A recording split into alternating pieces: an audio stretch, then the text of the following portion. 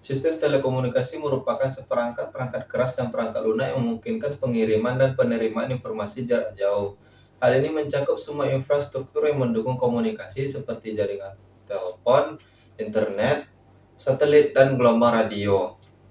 Nah, berikutnya itu dua sisi dari sistem telekomunikasi, yaitu merujuk pada konsep bahwa komunikasi melibatkan pengiriman berupa transmitter dan penerimaan yang disebut dengan receiver.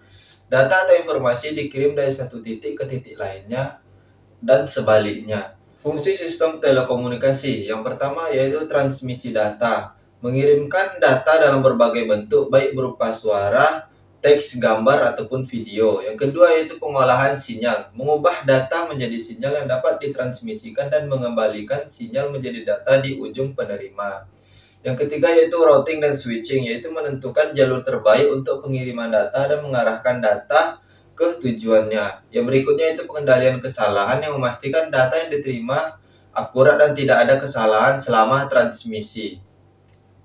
Selanjutnya itu media telekomunikasi, yaitu saluran fisik atau nirkabel yang biasanya digunakan untuk membawa sinyal. Contohnya seperti kabel tembaga, serat optik, dan satelit.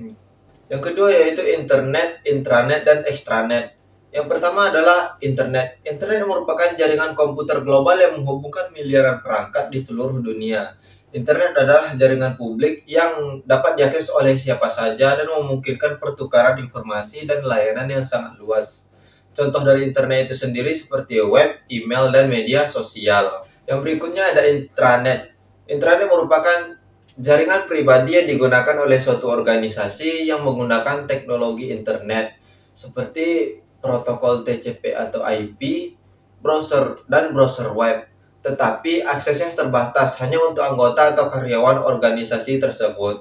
Internet digunakan untuk berbagi informasi internal, kolaborasi, dan aplikasi bisnis. Berikutnya yaitu extranet yang merupakan perpanjangan dari intranet organisasi yang memungkinkan akses terbatas bagi pihak eksternal tertentu seperti mitra bisnis, pemasok pelanggan, atau klien.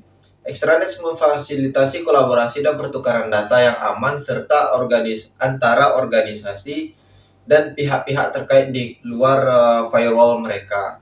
Berikutnya adalah karakteristik dari sistem informasi fungsional, sistem informasi manajemen, pemrosesan transaksi, sistem penjualan dan pemasaran, serta Customer Relationship Management atau CRM. Yang pertama adalah karakteristik sistem informasi fungsional yang merupakan sistem informasi yang dirancang untuk mendukung fungsi bisnis tertentu dalam suatu organisasi seperti akuntansi, keuangan, pemasaran, produksi, atau sumber daya manusia yang seringkali diintegrasikan untuk membentuk sistem informasi yang lebih besar. Yang kedua adalah sistem informasi manajemen atau yang biasa disingkat SIM, yang merupakan sistem yang menyediakan informasi bagi manajemen untuk mendukung pengambilan keputusan. SIM ini mengumpulkan, mengolah, dan menyajikan data dalam bentuk laporan ringkasan, analisis, dan tren untuk membantu manajer dalam perencanaan, pengorganisasian, pengarahan, pengendalian, dan operasi bisnis. Yang berikutnya itu adalah sistem pemrosesan transaksi atau SPT. Sistem pemrosesan transaksi pada tingkat operasional yang mencatat dan memproses transaksi bisnis rutin sehari-hari yang diperlukan untuk menjalankan bisnis. Misalnya entry pemesanan penjualan, pembayaran gaji, pemrosesan pesanan, pembelian. Tujuan utamanya adalah untuk proses transaksi secara efisien dan akurat. Berikutnya adalah sistem penjualan dan pemasaran. Merupakan sistem informasi yang mendukung kegiatan penjualan dan pemasaran suatu organisasi, termasuk manajemen penjualan, manajemen pelangganan, manajemen pemasaran, penetapan harga, promosi, dan riset pasar. Dan terakhir yaitu Customer Relationship Management atau biasanya disingkat dengan CRM. Merupakan sistem serta strategi bisnis yang digunakan untuk mengelola interaksi perusahaan dengan pelanggan saat ini. Tujuannya ialah untuk meningkatkan hubungan bisnis dengan pelanggan, membantu dalam retensi pelanggan, dan mendorong pertumbuhan penjualan. CRM biasanya mencakup otomisasi penjualan, otomisasi layanan pelanggan, dan otomisasi pemasaran. Baik, selanjutnya itu pengertian e-commerce, jenis e-commerce, keuntungan dan batasan serta kegagalan dalam e-commerce. Yang pertama itu adalah pengertian e-commerce. E-commerce atau biasanya disebut dengan perdagangan elektronik merupakan proses pembelian dan penjualan produk ataupun layanan melalui internet. Hal ini mencakup aktivitas-aktivitas yang mendukung transaksi tersebut seperti perbankan online, sistem pembayaran, dan manajemen rantai pasok. Jenis-jenis dari e-commerce itu sendiri ada beberapa. Yang pertama itu B2C, yaitu business to consumer, yang merupakan perusahaan menjual produk ataupun layanan langsung kepada konsumen secara individu. Contohnya seperti Amazon, Tokopedia, dan toko online lainnya. Berikutnya itu ada B2B, yaitu business to business, yang biasanya itu perusahaan menjual produk ataupun layanannya ke perusahaan lainnya. Contohnya seperti distribusi dari bahan bakar ataupun bahan baku ke pabrikan. Berikutnya itu C2C, yaitu customer to customer, yang biasanya itu penjualan dari customer ke customer. Contohnya seperti penjualan barang bekas atau OLX gitu. Yang berikutnya itu ada C2B, yaitu customer to business, yang biasanya itu konsumen menawarkan produk ataupun layanan kepada perusahaan. Contohnya seperti pekerja lepas yang menawarkan jasa kepada perusahaan-perusahaan tertentu. Selanjutnya kita masuk kepada keuntungan dari e-commerce itu sendiri, yaitu lumayan banyak, tapi saya cuma mengambil 5. Yang pertama itu akses pasar global, yang kedua biaya operasional lebih rendah, yang ketiga ketersediaan 24 jam, personalisasi pengalaman, serta efisiensi dalam bertransaksi. Namun ada juga batasan kegagalan dalam e-commerce, seperti yang pertama itu adalah kekhawatiran tentang keamanan privasi data. Dua, kurangnya interaksi fisik dengan produk dan penjual. Yang ketiga itu masalah pengiriman dan logistik. Dan yang terakhir itu adalah persaingan yang ketat dalam dunia bisnis digital. Lanjut, berikutnya itu mengenai aplikasi business to consumer atau biasa disingkat B2C, yang biasanya merujuk pada platform ataupun model bisnis yang dimana perusahaan langsung menjual produk ataupun layanannya kepada konsumen akhir. Contohnya seperti toko-toko online seperti Shopee, Tokopedia, serta platform streaming ataupun aplikasi ride sharing. Berikutnya itu mengenai penelitian pasar dalam konteks e-commerce, yaitu mengumpulkan serta menganalisis data tentang konsumen, pesaing, dan tren pasar untuk menginformasikan keputusan bisnis dalam e-commerce. Nah, hal ini berarti menganalisis data situs web, perilaku belanja online, serta ulasan produk dan media sosial. Selanjutnya itu mengenai periklanan dan layanan terhadap pelanggan dalam konteks e-commerce.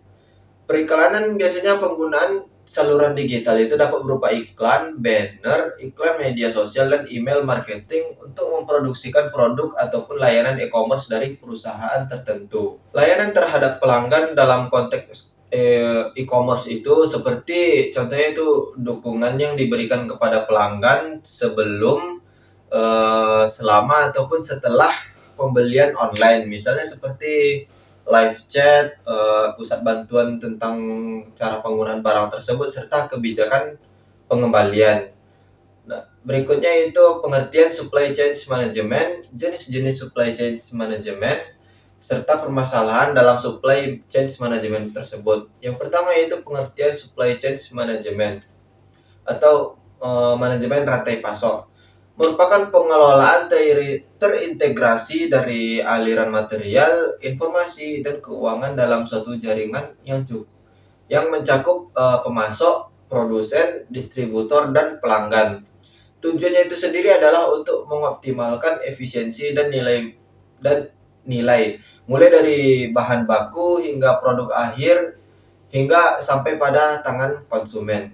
Berikutnya itu jenis-jenis supply chain management, yaitu seperti efisiensi supply chain atau rantai pasok efisien, yang fokus pada efisiensi dan biaya minimalisasi persediaan, cocok untuk produk dengan permintaan stabil dan siklus hidup yang panjang.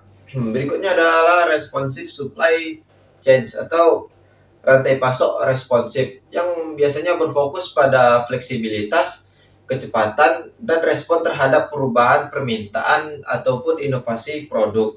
Nah, ini cocok untuk produk dengan permintaan yang fluktuatif atau siklus pemesanannya itu pendek. Nah, selanjutnya itu adalah agile supply chains atau rantai pasok tangkas yang menggabungkan elemen efisiensi dan responsivitas yang gunanya itu mampu beradaptasi dengan cepat terhadap perubahan pasar. Yang terakhir itu adalah lean supply chains, yaitu rantai pasok ramping yang biasanya berfokus pada penghapusan pemborosan di seluruh rantai pasok. Selanjutnya itu permasalahan dalam supply chain management. Yang pertama itu adalah visibilitas, yaitu kurangnya pandangan yang jelas tentang seluruh rantai pasok. Yang kedua itu koordinasi dan kolaborasi, yaitu kesulitan dalam mengkoordinasikan berbagai pihak, baik itu berupa pemasok, produsen, ataupun distributor. Dalam manajemen persediaan, masalahnya itu dapat berupa overstocking ataupun understocking yang merupakan kelebihan stok dan kekurangan stok. Selanjutnya itu mengenai artificial intelligence, expert system, dan sistem intelligence. Artificial intelligence atau biasa kita singkat dengan AI berupa kecerdasan buatan merupakan cabang ilmu komputer yang berfokus pada pengembangan mesin yang dapat berpikir, belajar, dan bertindak seperti manusia. Nah, hal ini mencakup berbagai teknik seperti machine learning, deep learning, prosesan bahasa alami, dan visi komputer. Tujuan dari AI itu sendiri adalah untuk membuat mesin yang mampu melakukan tugas-tugas yang biasanya membutuhkan kecerdasan manusia seperti dalam perakitan bodi-bodi mobil dalam perusahaan serta membantu otomisasi dalam perusahaan. Yang kedua itu adalah expert system atau sistem pakar. Merupakan sebuah aplikasi AI yang meniru kemampuan pengambilan keputusan seorang ahli manusia dalam domain tertentu. Nah, sistem ini biasanya menggunakan basis pengetahuan berisi fakta dan aturan yang diambil dari pakar, dan mesin inferensi yang menerapkan aturan pada fakta untuk memecahkan masalah kompleks dan memberikan saran. Yang ketiga itu adalah sistem intelligence atau kecerdasan sistem yang merupakan konsep yang lebih luas yang merujuk pada kemampuan keseluruhan suatu sistem. Bisa berupa sistem komputasi, sistem biologis, atau bahkan sistem sosial. Nah, ini biasanya biasanya digunakan untuk menunjukkan perilaku cerdas. Dapat berupa kemampuan untuk belajar, beradaptasi, memecahkan masalah, dan membuat keputusan. Dalam konteks teknologi, ini seringkali merujuk pada sistem yang mengintegrasikan berbagai komponen cerdas termasuk AI itu sendiri, yaitu untuk mencapai tujuan tertentu secara otonom ataupun semi-otonom. Yang terakhir yaitu pengertian dari hak asasi kekayaan intelektual atau biasa disingkat dengan HAKI. Pengertian atas hak kekayaan intelektual yaitu merupakan hak eksklusif yang diberikan oleh negara kepada seseorang ataupun sekelompok orang atas hasil karya intelektualnya. Hak itu melindungi hasil cipta karya manusia yang dihasilkan dari kemampuan intelektual, kreativitas, dan inovasi. Tujuannya itu adalah untuk mendorong inovasi dan kreativitas dengan memberikan pengakuan dan perlindungan hukum kepada sang pencipta. Sejarah dari pengembangan haki itu sendiri yaitu konsep haki ini sudah ada sejak lama. Dengan perlindungan cipta di awal abad ke-15 yaitu Statute of Anne di Inggris dan paten pertama di Venesia pada abad ke-15. Revolusi industri memicu kebutuhan akan perlindungan invensi. Pada akhir abad ke-19, perjanjian internasional seperti Konvensi Bern yaitu untuk hak cipta dan Konvensi Paris untuk paten dan merek dibentuk untuk menjadi dasar bagi sistem haki modern. Organisasi Kekayaan Intelektual Dunia yang disingkat dengan WIPO didirikan pada tahun 1967 untuk mempromosikan perlindungan haki di seluruh dunia. Selanjutnya itu manfaat dari haki itu sendiri bagi segi pencipta. Haki ini melindungi hukum atas karyanya pencipta, hak eksklusif untuk menggunakan atau menjual dan melisensikan karyanya, serta mendorong inovasi dan kreativitas. Sedangkan bagi masyarakat atau negara, haki ini memiliki manfaat seperti mendorong pertumbuhan ekonomi dan industri, meningkatkan daya saing bangsa, mendorong investasi dalam riset dan pengembangan, lalu memfasilitasi transfer teknologi, serta melindungi konsumen dari produk tiruan ataupun produk palsu. Kesimpulannya adalah sistem telekomunikasi adalah fondasi penghubung informasi jarak jauh, memungkinkan komunikasi dua arah melalui berbagai media dan fungsi seperti transmisi serta routing. Jaringan ini meluas dari internet global yang terbuka hingga intranet pribadi organisasi dan extranet yang menggabungkan mitra eksternal. Di dalamnya, sistem informasi fungsional mendukung operasi bisnis, termasuk sistem informasi manajemen, serta sistem perusahaan transaksi, dan sistem penjualan dan pemasaran untuk meningkatkan pendapatan, serta customer relationship management yang itu untuk mengelola hubungan pelanggan. Era digital juga menghadirkan e-commerce, yaitu jual beli barang dengan berbagai jenis seperti B2C, B2B, dan lain-lainnya yang menawarkan keuntungan pasar luas namun juga menghadapi tantangan keamanan dan logistik di mana penelitian pasar dan layanan pelanggan menjadi krusial. Efisiensi bisnis semakin dioptimalkan melalui supply chain management yang mengelola aliran produk dari hulu ke hilir, meskipun dihadapkan pada isu visibilitas dan koordinasi. Kemajuan teknologi diperkuat oleh artificial intelligence atau AI dan sistem pakar yang meniru kecerdasan manusia, serta konsep kecerdasan sistem yang lebih luas untuk perilaku cerdas suatu sistem. Seluruh inovasi ini dilindungi oleh hak atas kekayaan intelektual, yaitu haki, yang memberikan pelindungan hukum bagi karya intelektual dan mendorong kreativitas serta pertumbuhan ekonomi secara baik.